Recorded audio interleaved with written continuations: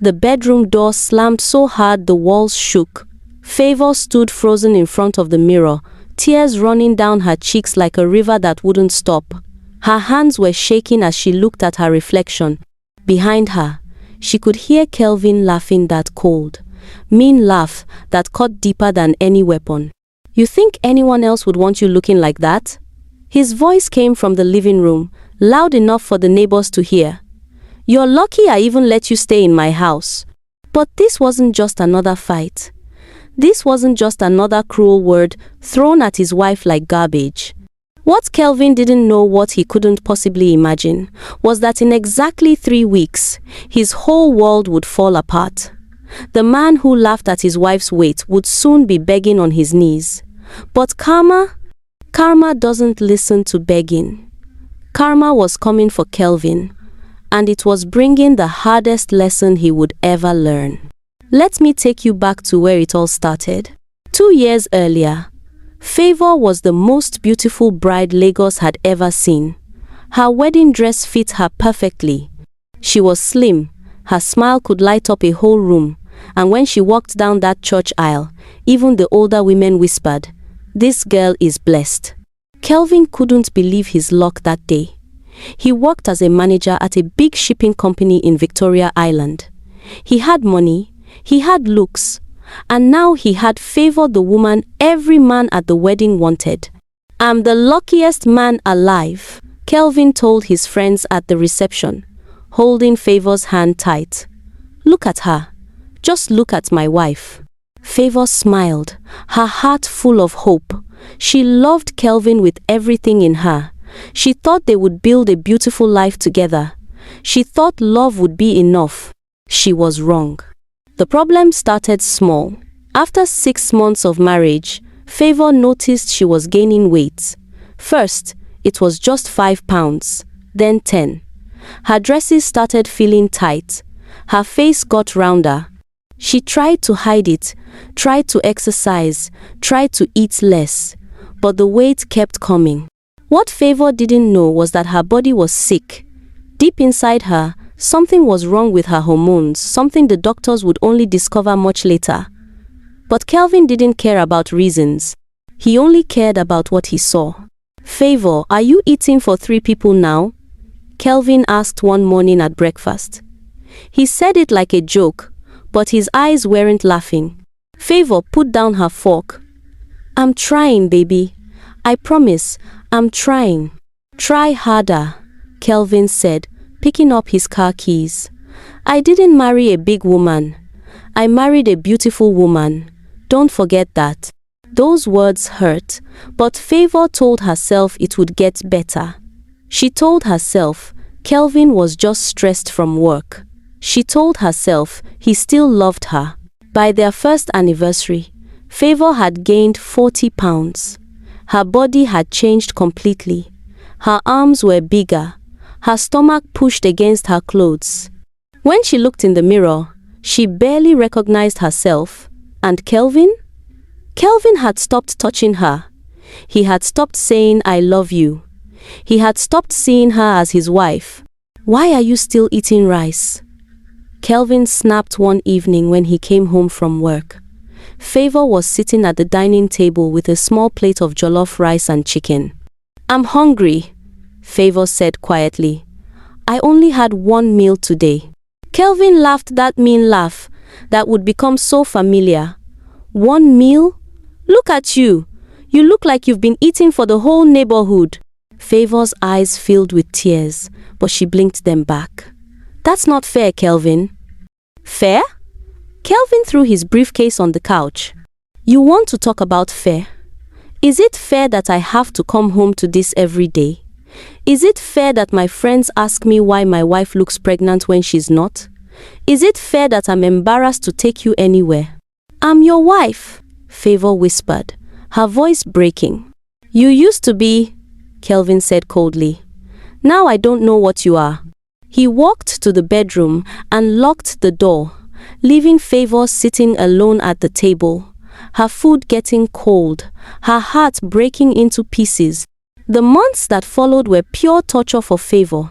Kelvin became crueler with every passing day. He stopped eating her food. He told her she smelled bad. He said her clothes looked like tents. He made fun of her in front of his family. "See my wife," he told his younger brother one Sunday afternoon when they came to visit. "She's eating us into poverty. Every day. Chop, chop, chop." His brother laughed uncomfortably, but Favour heard everything from the kitchen. She stood there with her hand over her mouth, trying not to cry out loud. The worst part? Kelvin's mother started joining in.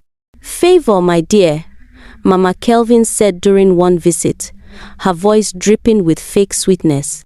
"You need to take care of yourself. How will you give me grandchildren looking like this? No man wants a fat wife. Even my son, I can see he's not happy." Favour wanted to scream. She wanted to tell them all that she was sick, that her body was fighting against her, that she went to bed crying every single night. But she stayed quiet. She swallowed her pain like bitter medicine and kept hoping things would change. They didn't change. They got worse. One Friday night, Kelvin came home late. Very late. It was past midnight, and Favour had been waiting up, worried sick. When he finally walked through the door, she smelled it immediately. Perfume. Not her perfume. Another woman's perfume. "Where were you?" Favour asked, standing up from the couch. Kelvin looked at her with disgust. "Out. Away from here. Away from you." "Kelvin, please. Talk to me. We can fix this. We can." "Fix what?" Kelvin shouted. "Fix you? Look at yourself, Favour. You think I want to come home to this? You think any man would?" Favour's whole body was shaking. "I'm your wife. You promised to love me. In church, you promised." "That was before you turned into this." Kelvin pointed at her like she was garbage on the street. "I married a beautiful woman. I don't know who you are now." That night, Kelvin slept in the guest room. And the next night. And the next. Soon, he stopped coming home some nights at all. The whole neighborhood started talking. They saw Kelvin's car parked outside other places. They saw him with another woman, a slim, pretty woman named Chioma, who worked at his office. Favour heard the gossip. The market women whispered. The church members gave her pitying looks. Even her own mother called and said, "Favour, you need to lose weight before you lose your husband." But Favour was already losing more than her husband. She was losing herself. One morning, after Kelvin had been especially cruel the night before, Favour stood in front of the bathroom mirror. Her eyes were red from crying. Her face was swollen. She barely ate anymore, but her body still refused to change. She felt trapped in a prison of flesh that everyone hated, including herself. "God," she whispered, her hands gripping the sink so hard her knuckles turned white. "If you're there, please help me. I can't do this anymore." She didn't know it yet, but help was coming. Not in the way she expected. Not in the gentle, easy way she hoped. But it was coming. That same afternoon, Favour fainted in the kitchen while cooking. She woke up in the hospital with a doctor standing over her, looking serious. "Mrs. Favour," the doctor said gently, "we need to talk about your test results."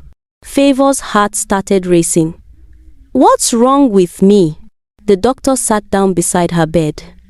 "You have a condition called PCOS, polycystic ovary syndrome. It's been causing your weight gain. Your hormones are completely out of balance. This isn't your fault. This is a medical condition." For the first time in months, Favour felt something other than shame. She felt validation. She wasn't lazy. She wasn't greedy. She was sick. "Can it be fixed?" Favour asked, tears streaming down her face. "With treatment, yes. But you should have come to us much earlier. You've been suffering for too long." When Kelvin finally showed up at the hospital 3 hours later, Favour told him everything. She thought maybe, just maybe, he would understand now. He would apologize. He would be the husband she needed. Instead, Kelvin crossed his arms and said, "So now you have an excuse? That's convenient." Favour stared at him like she was seeing a stranger. "I want a divorce," she said quietly. Kelvin actually smiled. "Good. Finally, you're making sense. I'll have my lawyer send you the papers." He turned to leave, but Favour called out to him one last time. "Kelvin," she said, her voice stronger than it had been in months. "One day, you're going to regret this. One day, karma is going to show you what it feels like to be treated the way you treated me." Kelvin laughed that same cold, cruel laugh. "Karma, please. I'm finally free." He walked out of that hospital room without looking back. But outside, in the parking lot, something strange happened. Kelvin felt a sharp pain in his chest, just for a moment, just a quick, burning sensation that made him stop walking. He shook it off, blamed it on stress, and drove away. He had no idea that the pain was just the beginning. He had no idea that in 3 weeks, his entire life would collapse. And he definitely had no idea that the wife he mocked, the wife he threw away like trash, would be the only person left standing when everything fell apart. 3 weeks after Favour left the hospital, Kelvin's world started crumbling. It started on a Monday morning. Kelvin woke up feeling like a king. The divorce papers were signed. Favour had moved out quietly, taking only her clothes and her Bible. His mother had even thrown a small party, celebrating that her son was finally free from that fat woman. Chioma, his new girlfriend, had moved into the house that same weekend. She was everything Kelvin thought he wanted: slim, beautiful, always dressed perfectly. She knew how to laugh at his jokes, how to make him feel like a big man. "Baby, I'm so happy we can finally be together," Chioma said that morning, wrapping her arms around him. "No more hiding, no more pretending." Kelvin smiled and kissed her forehead. "This is just the beginning, baby. I'm taking you to that new restaurant in Lekki tonight. I want everyone to see my beautiful woman." He drove to work feeling on top of the world. He didn't know that by lunchtime, everything would change. Mr. Adebayo called him into his office. The old man's face was serious, more serious than Kelvin had ever seen it. "Kelvin, sit down," Mr. Adebayo said. "Is everything okay, sir?" Kelvin asked, suddenly feeling nervous. Mr. Adebayo pulled out a folder and pushed it across the desk. "We've been doing an audit, a very thorough audit, and we found some problems." Kelvin's heart started beating faster. "Problems? What kind of problems?" "Money missing from company accounts, transactions that don't add up, and all of them traced back to your department." Mr. Adebayo's eyes were cold now. "Kelvin, did you steal from this company?" "What? No, sir, I would never." "The evidence says otherwise." Mr. Adebayo stood up. "Security will escort you out. You're fired, and we're pressing charges. The police will contact you soon." Kelvin felt like the ground had disappeared beneath his feet. "Sir, please, this is a mistake. Someone set me up. I swear, I didn't." But 2 security guards were already at the door. They walked Kelvin out of the building in front of everyone. His colleagues stared. Some whispered.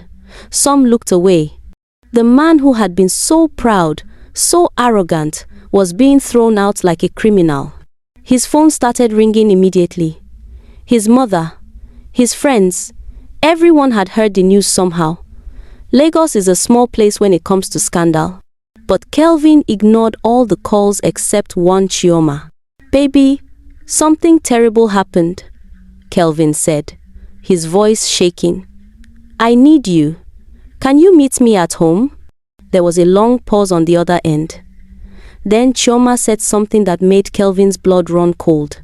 "Kelvin, I think we need to take a break." "What? Baby? No. I need you right now. I just lost my job. Someone framed me, I need you to... I can't do this, Chioma said quickly. I'm sorry. I thought you were successful. I thought you had money. I didn't sign up for this. So you're leaving me just like that? I have to go. Goodbye, Kelvin. The line went dead. Kelvin stood in the parking lot of his former workplace, his phone in his hand, his whole body numb. In one morning, just one morning, he had lost his job and his girlfriend. But karma wasn't finished with him yet. Not even close. That evening, Kelvin went to his bank to check his accounts. He needed to know how much money he had saved, how long he could survive while fighting these false charges. The bank teller looked at her computer screen and frowned. Sir, your account has been frozen by court order. You can't access any of your money right now. Kelvin felt like he couldn't breathe. What? How? Why? The company filed charges against you, sir. Until the case is resolved, all your assets are frozen. Kelvin stumbled out of the bank like a drunk man. No job, no girlfriend, no money. In less than 12 hours, his entire life had fallen apart. When he got home, he found his landlord waiting at the door with 2 other men. Kelvin, we need to talk, the landlord said. Not now, Mr. Johnson. Please, not now. Yes, now. The landlord crossed his arms. Your rent is 3 months overdue. I've been patient because you always paid eventually. But I heard what happened today. I need my money, or you need to leave. 3 months? Kelvin's mind was spinning. But I thought, I paid. Then it hit him. Chioma. She had been handling his bills for the past few months. She said she wanted to help him, to make his life easier. She had been taking his money and... She stole from me, Kelvin whispered. She's been stealing from me. The landlord didn't care about Kelvin's problems. I want you out by the end of the week. That's 5 days, Kelvin. Find somewhere else to stay. That night, Kelvin sat alone in his living room, the room where he had laughed at Favour, where he had mocked her, where he had destroyed her spirit day after day. Now the room felt like a tomb, dark, cold, empty. His phone rang. It was his mother. Kelvin, what is this disgrace I'm hearing? Mama, Kelvin shouted through the phone. The whole church is talking. They're saying you're a thief. They're saying you're going to jail. Mama, I didn't do anything wrong. Someone set me up. I don't want to hear excuses. Do you know how this makes me look? My own son, a criminal. And where is that slim girl you left your wife for? Where is she now? She left me, Mama. His mother was quiet for a moment. Then she said something Kelvin never expected. You know what your problem is, Kelvin? You're a fool. You had a good woman. A woman who loved you. A woman who cooked for you, cleaned for you, prayed for you, and you threw her away like rubbish because of what? Her body? Her weight? Mama, you were the one who said, I know what I said. His mother's voice cracked. And I was wrong. We were both wrong. That girl Favour was sick, and we treated her like trash. Now look at you. Look at what's happening to you. This is what happens when you have no respect. This is what happens when you think you're better than everyone else. She hung up. Kelvin sat there in the darkness, his mother's words echoing in his head. For the first time in 2 years, he thought about Favour. Really thought about her. He remembered her face when he called her fat. He remembered her tears when he refused to touch her. He remembered how she begged him to just talk to her, to just see her, to just love her. And he had laughed. He had mocked her. He had destroyed her. What have I done? Kelvin whispered to the empty room. The next 3 days were a nightmare. The police came to question Kelvin. The evidence against him looked bad, really bad. Someone had been very clever about making it look like he was stealing. Kelvin suspected it was someone at work. maybe someone jealous of his position, but he couldn't prove anything. His friends stopped calling. His family stopped visiting. The church members who used to greet him warmly now crossed the street when they saw him coming. Kelvin had never felt so alone in his entire life. On the fourth day, something strange happened. Kelvin was walking through the market, trying to buy food with the little cash he had hidden in his house, when he saw someone, a woman. She was talking to a vegetable seller, laughing at something, her smile bright and genuine.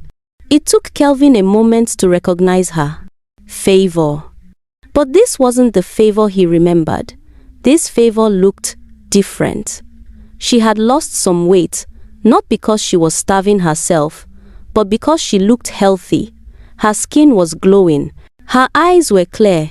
She was wearing a simple dress, but she looked beautiful. More than beautiful, she looked free.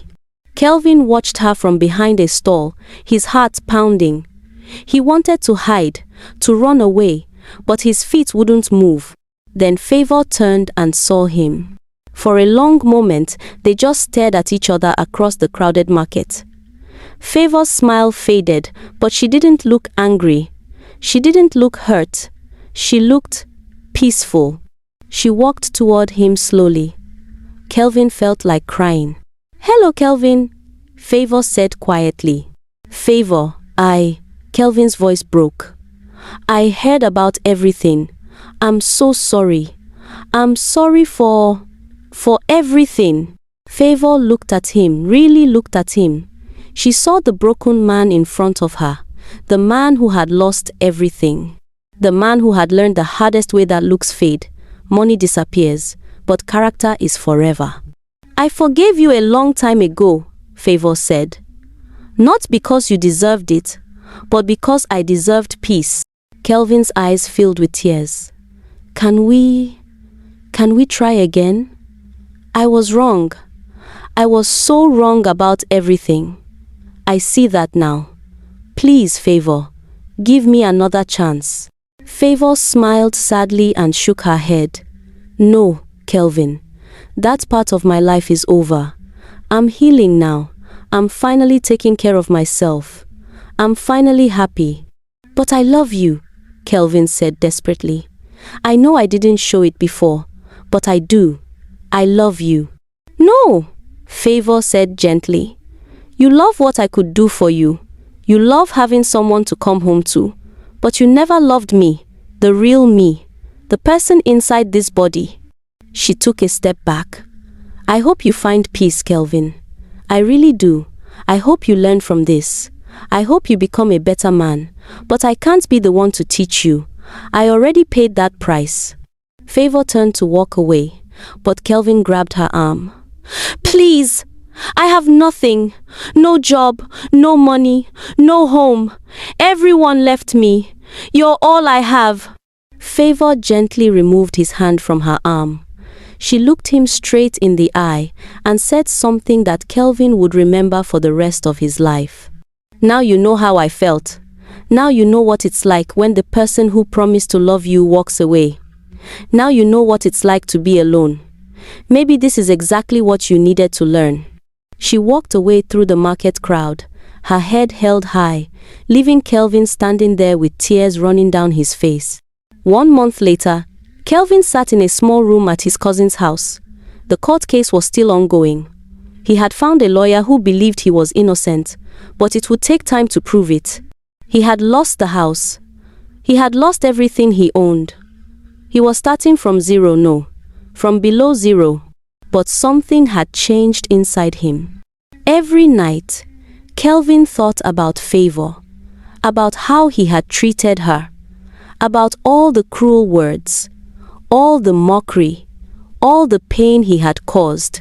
He thought about how quickly his friends had abandoned him, how Chioma had used him and left him, how everyone who praised him when he had money now pretended he didn't exist.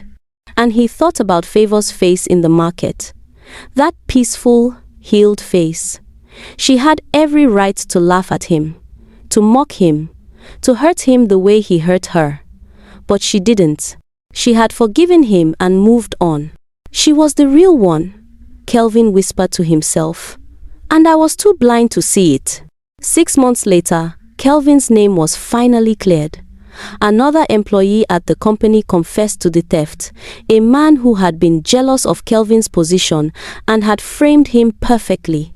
Kelvin got his money back, but not his job, not his reputation, not the 2 years he had wasted being cruel and proud. He had learned the hardest lesson of his life. You can mock people, you can look down on people, you can think you're better than everyone else, but karma doesn't forget. Karma doesn't forgive. Karma teaches lessons that break you down and force you to rebuild yourself from scratch. Kelvin never remarried. He spent the next few years working hard, staying humble, and trying to become the kind of man his ex-wife had deserved from the beginning. Sometimes, late at night, he still thought about Favour. He heard through friends that she had gotten the treatment she needed, that she was healthy and happy, that she had started a small business helping other women with PCOS, that she was living her best life. And Kelvin was happy for her. Truly happy.